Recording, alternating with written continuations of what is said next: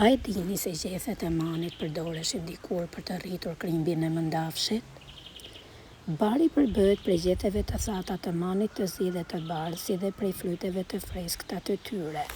Gjethet e manit përmbajnë tanin, beta-karotin, arginin, malat e karbonat kalciumi, e tjerë, ndërsa frytet përmbajnë sheqerna, lëndë mucilaginoze, tanin, acid citrik dhe malik e tjerë.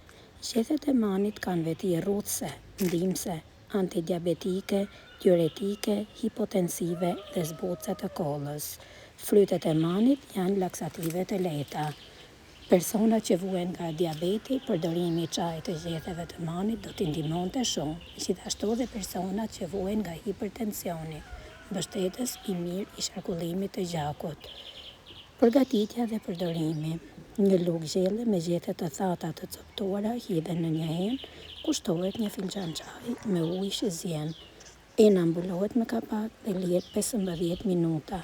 Pastaj kullohet, pihen 1 deri në 3 doza të tilla në ditë. Në vende të freskëta dhe të thata, bari e ruan veprimin deri në 18 muaj.